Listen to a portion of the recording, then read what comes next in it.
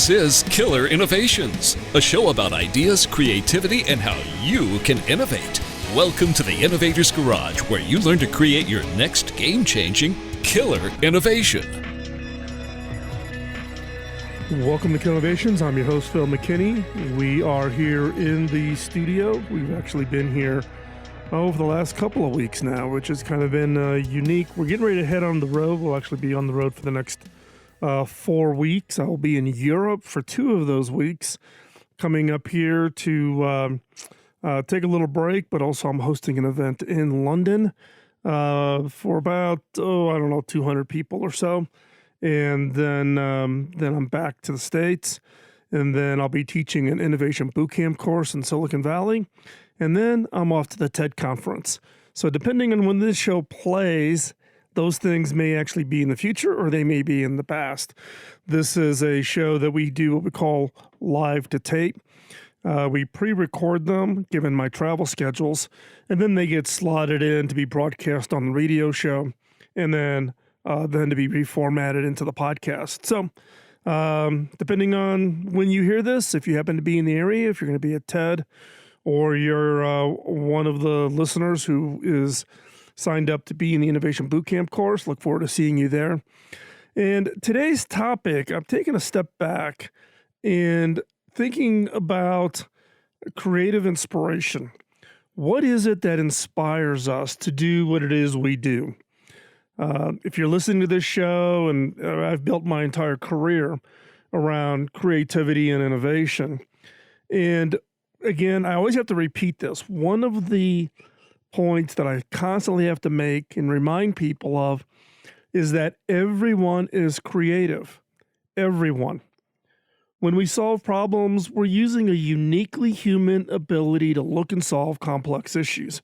And we do this every day.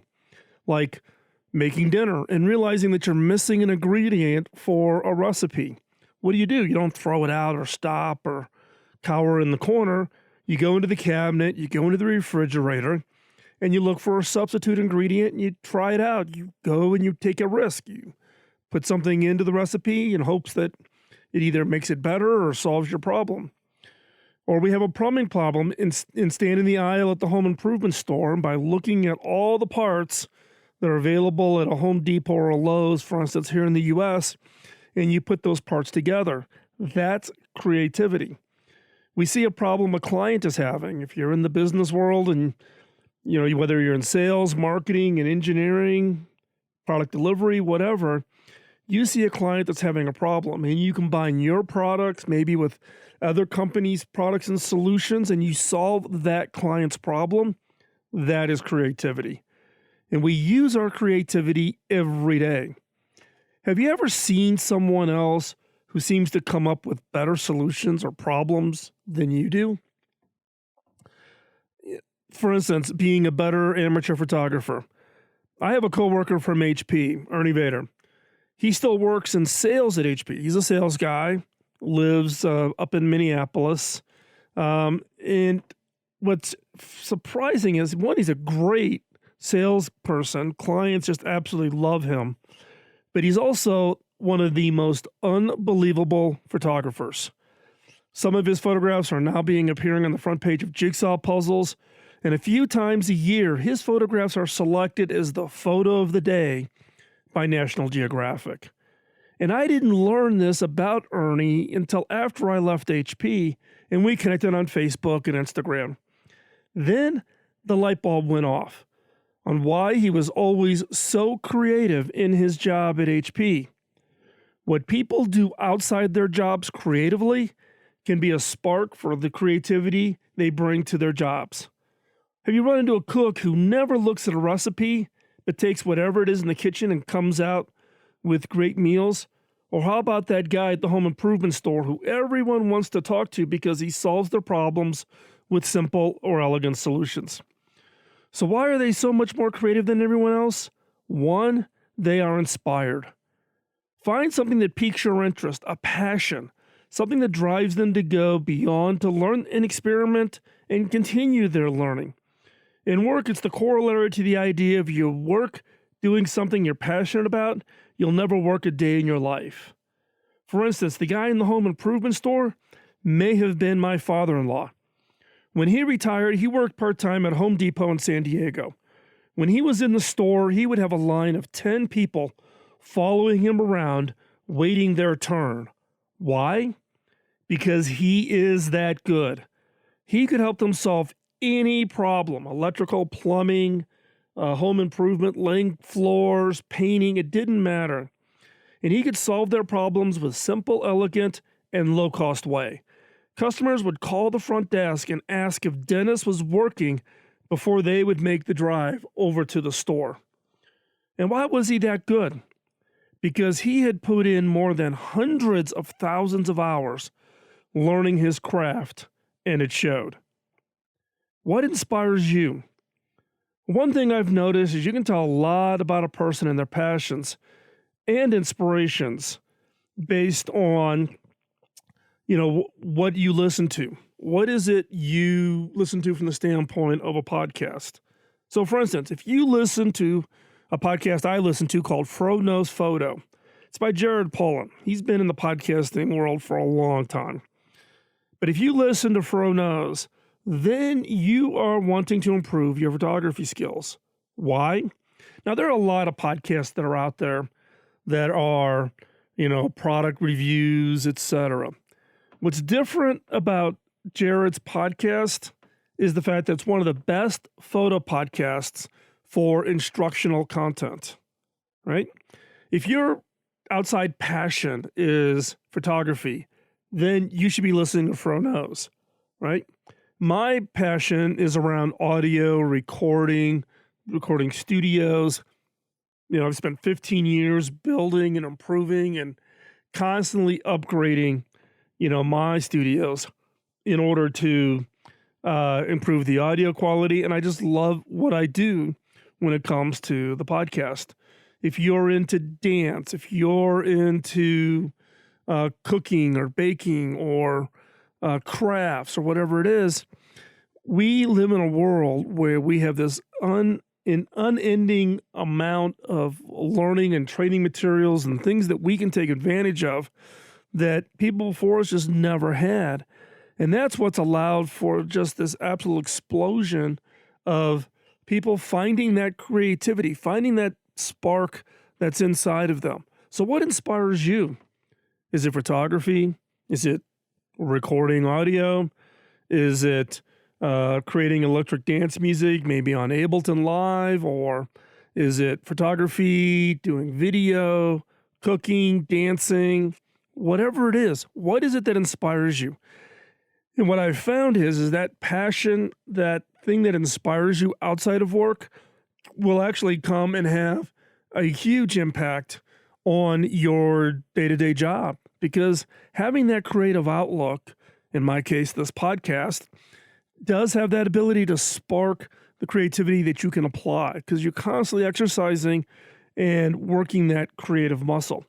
If you do not have something that you're clearly passionate about, then go find something. Whatever that is, go find it. Now, I'm going to argue that one of your passions may be innovation. Why? Because you're listening to this show. If you're listening to the show, you obviously have an interest in passion, or you have an interest in creativity, or you're wanting to learn about other companies and how they do it and how they apply it.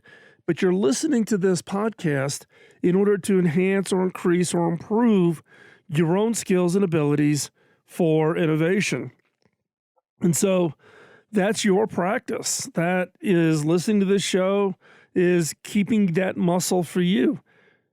I would be interested in seeing what your podcast list of other things you're passionate about. Are people passionate about just one thing? No. Do you do innovation and creativity because it's work related, or is it something that you apply outside of work to do and create jewelry, or, like I said, take photographs, whatever it might be? So the second thing, we talked about inspiration, but the second thing is practice. You have to practice it. You can listen to it, but you got to practice it. And one of the myths is that people are just skilled at it. No, it takes practice, and it takes a lot of practice. So we're going to take a quick commercial break. When we come back, we're going to talk about practice. How much is needed to be good at something? How much more do you need to do to be great at something? And then how does this translate into your creative skills? So don't go anywhere. We're going to be right back. Don't forget, check out the show notes over at killerinnovations.com. We will have links and additional information, so you want to go over and check that out. And also subscribe to the newsletter. That will send you a weekly summary of the latest information we're sharing about innovation and creativity, and you get that right to your mailbox. Just hop on over to Kill Innovations and subscribe. And with that, we'll be right back after this quick commercial break.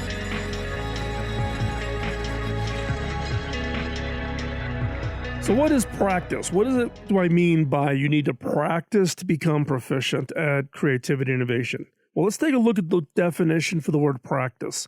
Practice is defined as 1, to do repeated exercises for proficiency, and 2, practice to pursue a profession actively. Right? So it's not just that you just learn a skill and you stop. It's something you got to continually do. Repeated exercises for proficiency. There is this myth that creativity and innovation is not something you can practice, and that is a myth.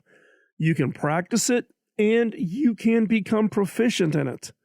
Now, I've talked about this before, and I've given you what I do on a daily, weekly, monthly, and quarterly basis to practice my creativity skills. I do exercises every morning. At the end of the week on Sundays, I go back and look at what I did for the 5 days. Then every quarter, I go back and look at what I did the previous quarter. I'm learning what inspires me, what sparked the best ideas, what was it that maybe certain music I played in the morning generated more ideas. I'm finding what feeds me, and also I'm working on active projects. Some of these may involve some of my nonprofit work, like the work in Rwanda, Africa, or hacking autism. But I'm using problems that I have, and I put them down in my notebook, and I work on those, and that's part of my exercise, keep my creative muscles. Now, I'll put a link in the show notes over at Kill Innovations to that show where I specifically walk you through my daily, weekly, monthly exercises. Just so you know, it's from season 12, and it's episode number 18, but I'll have a link for that over in Kill Innovations, so hop on over there. So how much practice and exercise is needed to be proficient at something like creativity? Malcolm Gladwell, who's a reporter at the New Yorker and author of a bunch of books, Malcolm wrote an article for the New Yorker where he described a paper in a publication called American Scientist, written by 2 scientists, Herbert Simon and William Chase. This paper, produced 40 years ago, put forward a hypothesis about practice and expertise. Here's a quote from that paper. Quote, "There is no instant experts in chess, certainly no instant masters or grandmasters.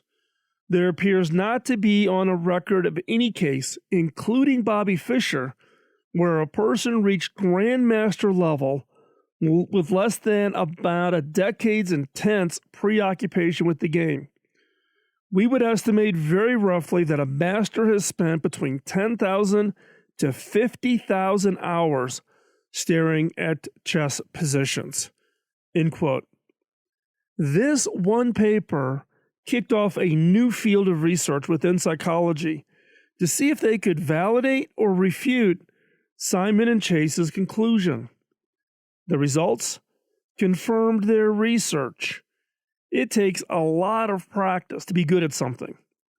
For example, one researcher, John Hayes, looked at more than 70 famous classical composers and found that they created their greatest works only after being a composer for 10 years.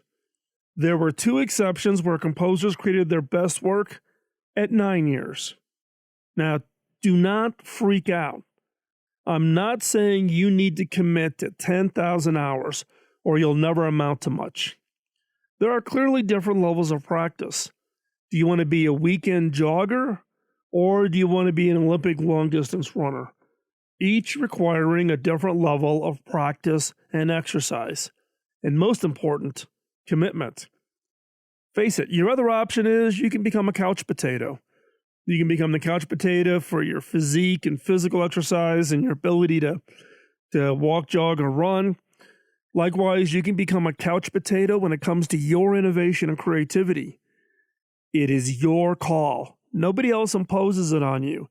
There's no limitation that is imposed upon you. You are in 100% control. So one hint, it's a lot easier to find the time to practice, to exercise, if you're inspired. Is there something that's driving you rather than you just know you need to exercise? Are you inspired by something? So here's a question. What do you want to be in 5 years or in 10 years with your skills, capabilities, and career when it comes to innovation? Think about it. You're listening to me now. What is it you want to be in 5 or 10 years?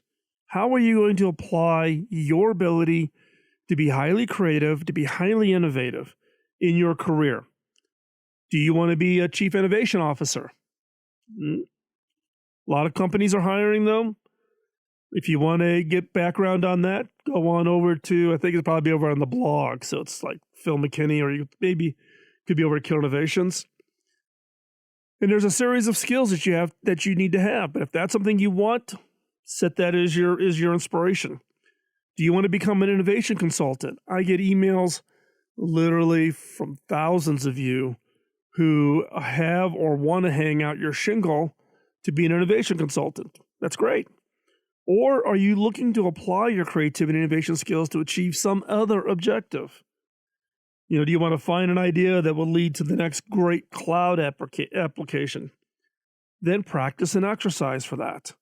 Do you want to find that next great medical technology that saves people's lives? Then practice and exercise on that. It is in 100% your control as to what it is you want to do with your innovation and creativity. Today, if you talk to CEOs, the most requested skill set that CEOs are now recruiting for senior roles within organizations is creativity. They are looking to hire people that have highly tuned creativity as a skill set for them, because they need that human ingenuity, that human creativity to be brought into their organization in order to have that impact. And that is the critical skill. As we've talked about on this show many, many times about this emerging innovation economy, a company's value will get determined by the ability of that team to create and generate ideas.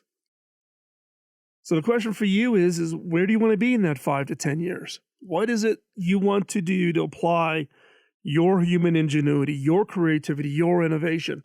There is nothing that holds you back.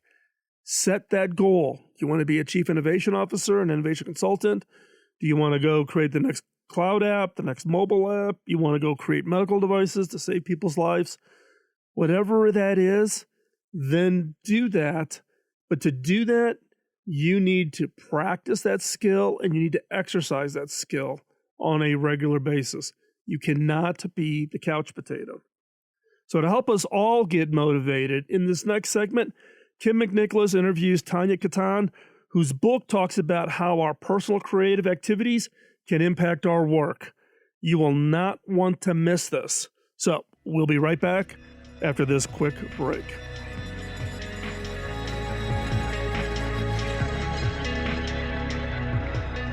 To continue on the topic of creative inspiration and impact, Kym McNicholas, a regular host here at Killer Innovations, recently interviewed Tania Katan about her new book, Creative Trespassing: How to Put the Spark and Joy Back into Your Work and Life. The book looks at the impact of bringing our personal creative exercises into our work. Here is that interview. Thanks, Phil. Well, you might think that the best innovation comes from being nose to the grindstone, thinking about it, and thinking about that next billion-dollar idea. But that's not the case. I have with me Tania Katan. She is an author of Creative Trespassing: How to Put the Spark and Joy Back into Your Work and Life, and actually become a better innovator. Now, Tania, you went from the performing arts into technology with a BA in theater. You worked as a curator in theater, and then you became a brand evangelist for a software company, Axosoft. To now you're author of Creative Trespassing. Now, I'm just thinking here, you may have found success in inspiring those technologists and workaholics in tech to get out from under a rock and find that freedom, and believe that it could actually spark greater productivity, creativity, and happiness. And that's why you decided to go off and write the book, because you realized, wow, this works. Absolutely. Absolutely. Well, yeah, a few fold. First of all, I decided to write the book because I did find myself being invited to speak in more companies, more specifically tech companies, who were obsessed in innovation and creativity, and they wanted to bring more of that inside. And I would give talks, and afterwards, people would approach me and in hushed tones say, I also have a degree in theater, or I paint on the weekends, or, I like to dance. And I realized, if you're looking for innovation, you need to bring your creativity and imagination from the outside inside to your job. There was a disconnect between people's creativity and what they did during the day, or, between who we are and what we do. And I thought, oh my gosh, we could solve the innovation problem if we actually brought all of our imagination and cool ideas that we leave for the weekend into our everyday lives. So that was sort of the impetus for writing Creative Trespassing. And you're absolutely correct. All through the book, have these exercises called productive disruptions. And they're called that because you actually get more work done when you break the patterns or habits that are keeping you stuck in what you were talking about, this sort of cycle of thinking, I need to stay at my desk and sweat and hurt myself to come up with a good idea. That will never happen. Can you give us an example of a productive disruption exercise that's in your book that you could probably share with us over the radio?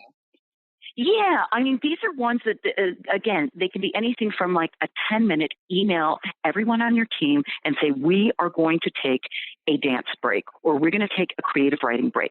10 minutes, meet us in the boardroom, and we'll come up with an idea. Somebody says, okay, the topic for this dance is hip hop. And then everybody dances for 10 minutes in the form of hip hop. And automatically, you've literally disrupted your neural pathways. You're thinking clearly, you're fresh. And then when you go back to your desk, you're going to have some fresh ideas. And in fact, there's actually a study I cite in Creative Trespassing from Stanford, and it's the walking and creativity study, where they literally studied that people who went for walks when they were experiencing like blocks in creativity experienced creativity 60% higher when they came back from walking. So this is, scientifically proven, as well as, my own practice is getting up, leaving the desk. I don't typically dance because I work by myself. So, it's an audience of one.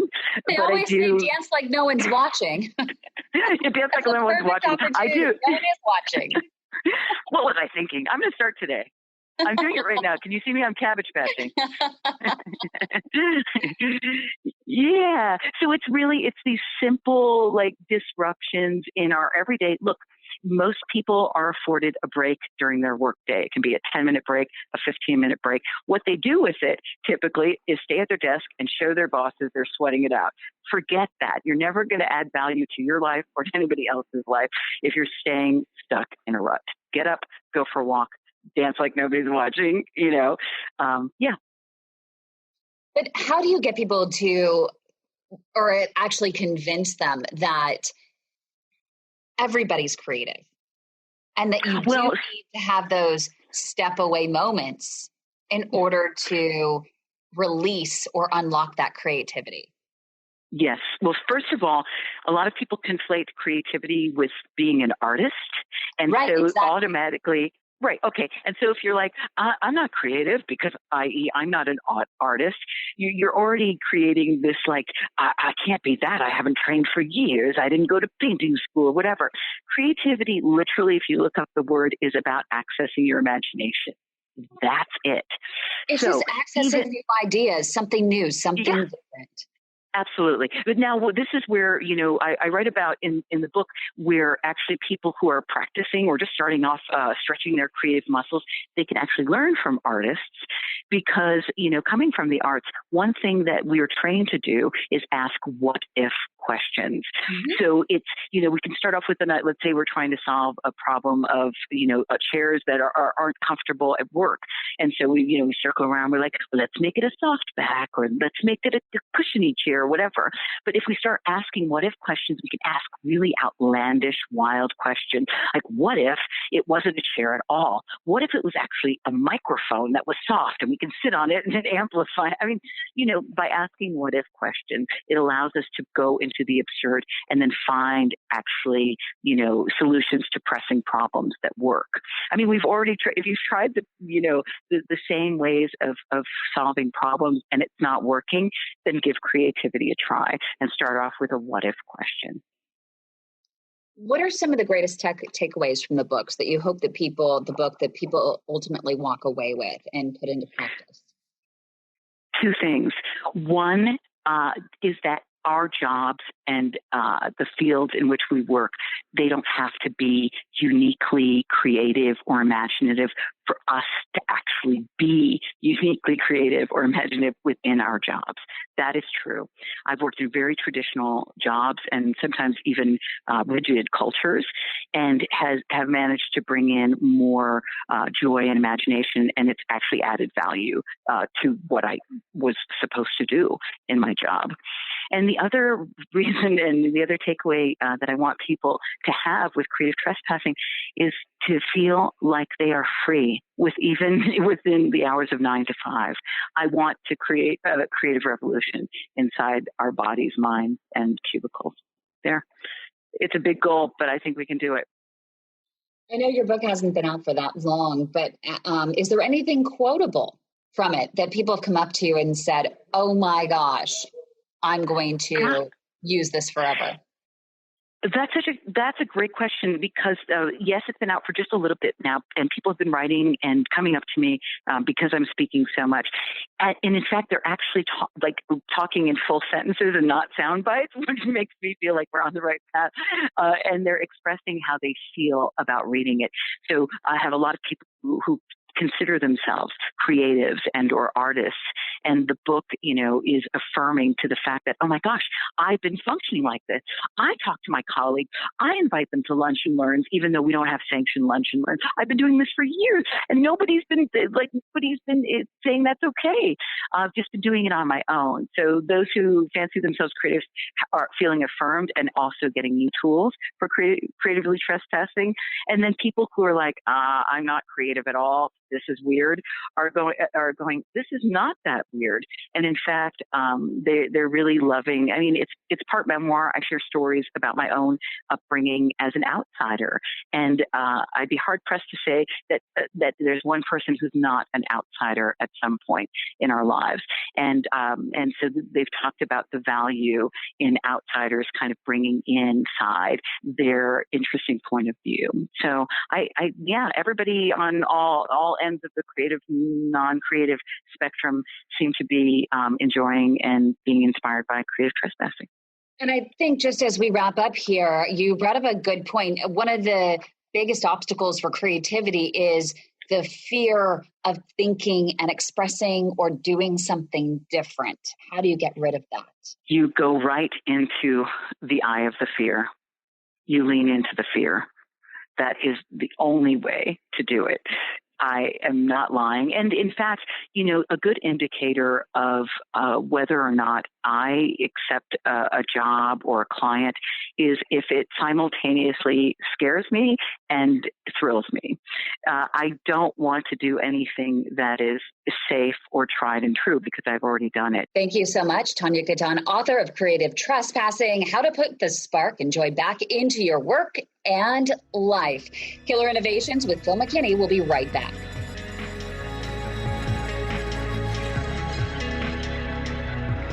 Back in the early days of this show, I would share what I called a killer question in each episode. These questions were designed to be used in your personal, team, or organization's innovation efforts. Now, based on feedback from listeners just like you, we've decided to bring it back with some improvements. Each episode of the Killer Innovations has a segment that I'm now calling 5 Minutes to New Ideas. It's designed for the creative mind looking for that next great idea. Each episode will challenge you to think differently about yourself, your business, and your products and services by asking unique, funny, and sometimes crazy questions. These questions are designed to force you to look beyond the obvious and to uncover ideas and opportunities you never before considered. So, get out your notebook and be ready to uncover that game-changing idea. Here is 5 Minutes to New Ideas. I really enjoy getting behind this microphone. It is my personal creative outlook that is separate from the day job. What was it that got me to start back in 2005? Like all things, I got inspired. My inspiration was when my mentor, Bob Davis, lent me my first self-help set of cassette tapes created by Earl Nightingale. If you are not familiar with Earl, he produced a spoken word record, yes, an LP, called The Strangest Secret, which sold more than 1 million copies, making it the first spoken word recording to achieve gold record status. And as we say, the rest was history. Those cassettes put me on a path of continuous learning in a format that made it easy to consume during my 1-hour commute in Chicago traffic. A few months later, after listening to that first cassette, Earl launched a monthly series he called Insight. A subscription was $70 a month, which was a lot of money for someone starting their first job in 1982. I signed up immediately. On those monthly cassettes, Earl challenged his subscribers to think, to reflect, to motivate, and to be willing to change. The content was what I needed to hear, and I've kept every single cassette and still have them here in my office. Years later, I was having a discussion with Bob Davis about how I could pay him back for the time he invested in me that led to my ultimate career successes. He laughed, and he said I could not pay him back, but that I needed to pay it forward. Find others who I could invest in. A challenge I wasn't quite sure how to deliver against. Then I got inspired. I thought back to Earl and how he impacted me and asked how I could do the same by sharing my experiences and lessons learned with others. When I looked around, there wasn't an easy way to produce something like what Earl did with Insight without great expense, so I put the idea on the back burner. Then I stumbled upon a small group experimenting with audio being distributed via RSS feeds over the internet, and the light bulb went off. I figured I could produce a recording and then distribute it using this new approach, so I jumped in. On March 5th, 2005, I produced the first episode of what we now call a podcast. I produced that first show using a crappy little microphone plugged into my laptop, sitting in the bathroom at the Marriott Resort in Arizona, and I loved it. Bob and Earl's inspiration in my life had come full circle. I had found a way to pay it forward. Now, I am nowhere near the impact of Earl Nightingale, but I'm trying my best, and creatively, it challenges me and keeps me learning. True inspiration goes deep. It changes us. It transforms us. What some people call inspiration isn't. Some things we may think is an inspiration isn't because of how brief of time we work at it. We give up way too early. What some call inspiration may be the new shiny object that we try and then figure out is not something we're that interested in. For me, that's photography. I have this long-standing love-hate relationship. I come back to photography repeatedly, but then just as quickly lose interest. Just ask my family. I have storage cards full of images that no one has ever seen. So what inspired Earl Nightingale? When he was 17 years old, he joined the United States Marine Corps. Earl was on the USS Arizona during the attack on Pearl Harbor and was one of 15 Marines aboard that survived. Following his close call in the war, Earl was inspired while reading Think and Grow Rich by Napoleon Hill, when he realized that the 6 words he read were the answer to the questions he had been looking for. What are those 6 words? We become what we think about. He realized that he'd been reading the same truth over and over again, from the New Testament to the works of Emerson. We become what we think about, or as the Bible say, as ye sow, so shall ye reap. Those 6 words became the foundation of his career success. And later, he was challenged to share that insight with others. And that's what led to his recording of The Strangest Secret. Earl went on to record more than 7,000 radio programs, 250 audio programs, as well as television and video. Now, Earl passed away in 1989. However, he is still inspiring others through his spoken word today. We all have a story about how someone or something has creatively inspired us. So what is your creative inspiration? Who has inspired you? How are you translating your creative inspiration into having an impact? Send me a note and share your creative inspiration story. I would love to hear it. I'm Phil McKinney, and thanks for listening.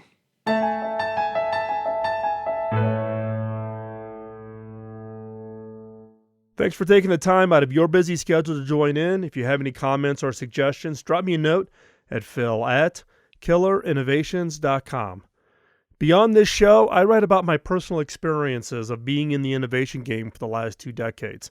Topics include innovation, creativity, culture, team building, metrics, frustrations, leadership, and how to win. You can find that content over at philmckinney.com. You can also find out information about my book, Beyond the Obvious, including extensive excerpts over at beyondtheobvious.com. You can find hardcover, digital, and audio versions of my book on Amazon or wherever you get your books from.